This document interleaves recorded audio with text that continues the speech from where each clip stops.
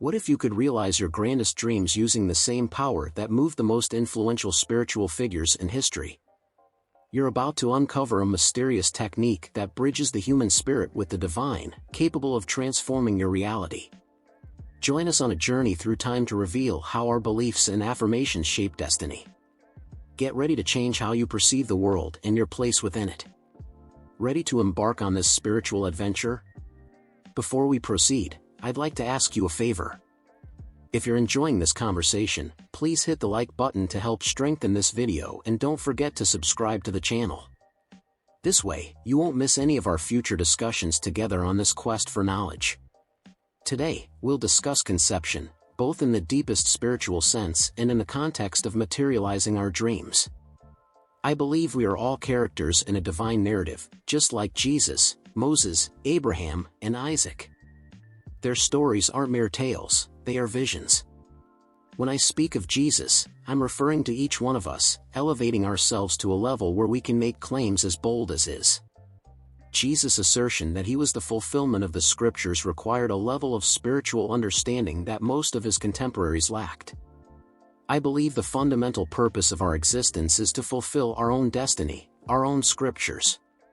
Tonight, I want to delve into the idea of conception leading us to fulfill our destinies, as well as the shadow this conception casts in this world. Because the same technique we're about to explore can be applied to achieve your goals here and now. Remember, there is only one spirit, the spirit of man and the spirit of God are essentially one. Let's examine a pivotal moment in the Old Testament as a precursor to the event described at the beginning of the book of Luke. It's the story of the angel of the Lord appearing to Mary, telling her, "Fear not, for you have found favor with God. You will conceive and give birth to a son, and you shall call him Jesus."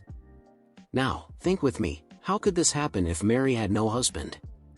The angel explains the theory of supernatural conception, saying, "The Holy Spirit will come upon you, and the power of the Most High will overshadow you, therefore, the Holy One to be born will be called the Son of God."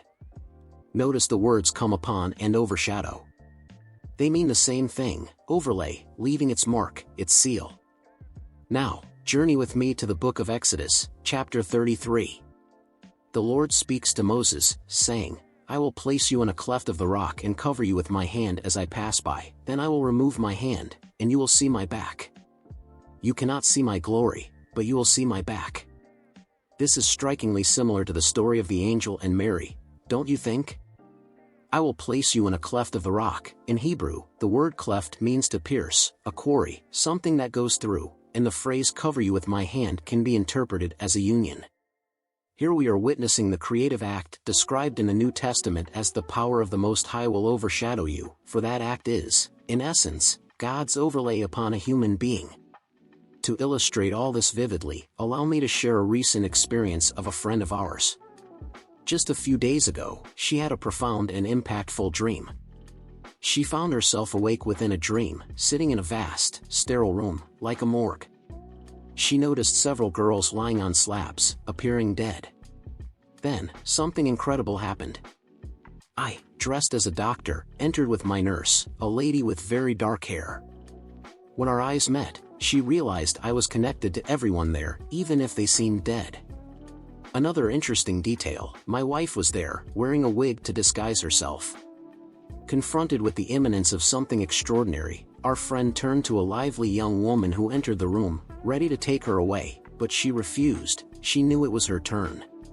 What followed was a profound union, and our friend wondered how that was possible. It was like witnessing the magic of a stallion. And with that, the dream came to its electrifying conclusion. I believe that by understanding this conception and divine overlay, we can chart our own path to achieve our goals and manifest our dreams with the same intensity and magic that our friend experienced in that inspiring dream. Therefore, remember, you are in command of your own story, and the power of realization is within your reach. This vision is truly profound and laden with meaning. For it is through dreams and visions that God communicates with humanity. In the case of our friend, her experience was a unique vision, as she was awake within the dream, making everything even more intriguing and challenging for many to understand that God's creative power is personal, that each of us, being raised to full consciousness, becomes, like Jesus Christ, a creator. In the context of our friend's dream, everyone appeared to be in a state of death, but the union had already occurred. This reminds us that all possibilities are within God's reach. He transforms death into sleep, sleep into wakefulness, and wakefulness into resurrection. Those resting on the marble slabs are akin to Moses in the rock. The word cleft used here carries a profound meaning. It signifies to pierce, penetrate, as if God were sending his creative power into the world of death to awaken the dead. They conceived and will give birth to a son named Jesus. The connection between the words Jesus, Joshua, and Jehovah, all related to salvation, is fascinating. If the Son generated will be called holy, the Son of God, then it's clear that God is the Father of that Son. It's a profound way to understand that man is his own imagination, and imagination is God. Imagine if your imagination could transcend the confines of this world, breathing life into what was once inert. Though it may sound bold, I share this based on my own journey. Just as God fertilizes the dead in a higher plane, you too can invigorate a dormant state at this level. Picture a state and become its observer. It remains lifeless relative to you until you enter with your potent imagination, akin to the penetration of an ovum. This penetration is the core mystery behind all enigmas. Humanity may unravel many universe secrets, yet the mystery of how an ovum can be penetrated without leaving a mark remains elusive. Your imagination is the sperm capable of this feat. No need to open doors, simply assume you're in the desired state, view the world from this standpoint, and immerse in the emotions you crave. Thus, you infiltrate the state, bringing it to life. Stay until you feel profound relief, for among all pleasures, relief is the most cherished. Moses was enveloped by the Lord's hand, symbolizing creative power. This envelopment is akin to a union. After this covering, the Lord's hand is withdrawn, indicating you need not stay in the state forever. You must enter, fertilize, then return to your original consciousness. It's said we see only God's back, not his face. Our friend had the privilege of seeing God's face. As she was awake within the dream, others were unaware of their happening, and the child's birth will surprise them, for they have no conception knowledge. But they conceived, for God always completes his penetration. All will give birth to a son named Son of God, symbolizing their individual birth. Our friend who had this experience should mark this moment in her Bible next to Luke chapter 1's verse with the note, "On this day, I conceived by the Holy Spirit." Even if 30 years pass, that conception won't be halted by physical death. Instead, she'll find a new, wonderful young body, lacking nothing.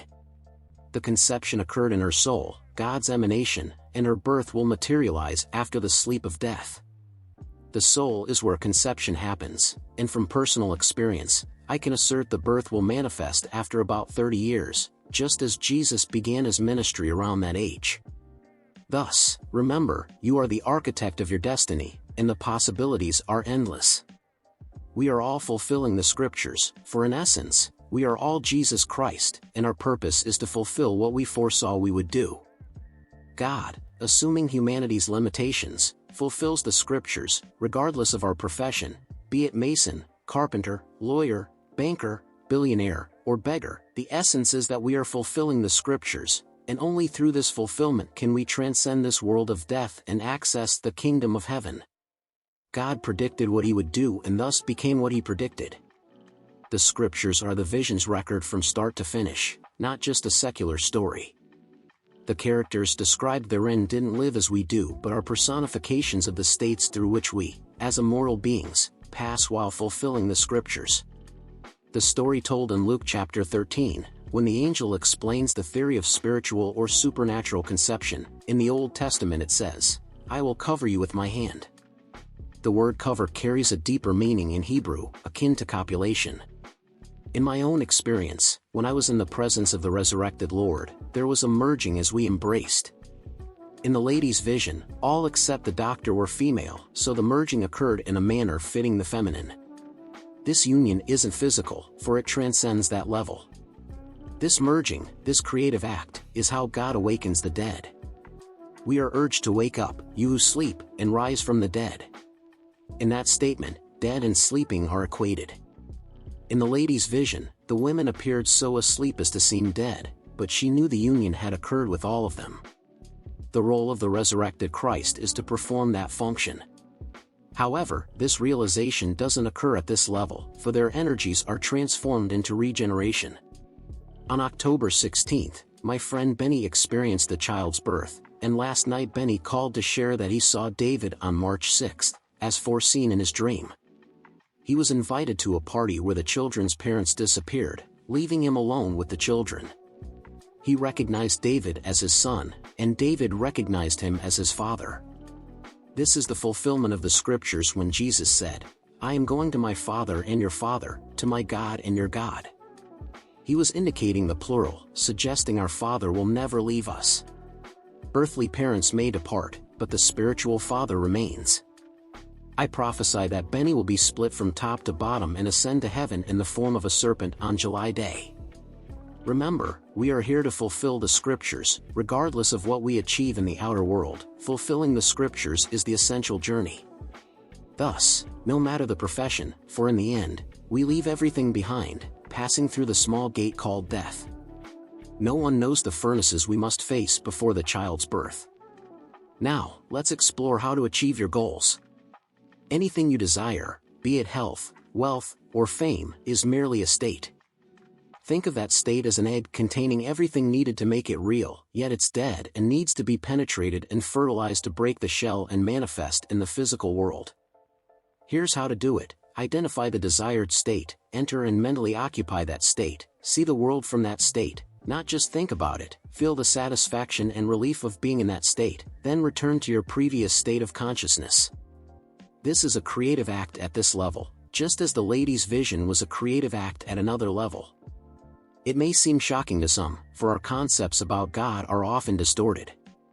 When two people deeply love each other, that love is consummated. How can this be separated from God when God is love? Whatever you wish to realize, remember you can penetrate and occupy that state, you can see the world from it, feel the satisfaction of being there, and thus release the necessary energy to make it real. Then, allow the process to unfold in your life, even if you change your mind in the future. Learn from your experiences and avoid creating states you wouldn't want to experience again. Everything you wish to achieve is waiting for you to penetrate, for all those states are available. Your desire is like an egg waiting to be fertilized and break the shell to become a reality in your life. You have the power to do this with any goal or longing. Your actions, conscious or unconscious, define the events in your existence.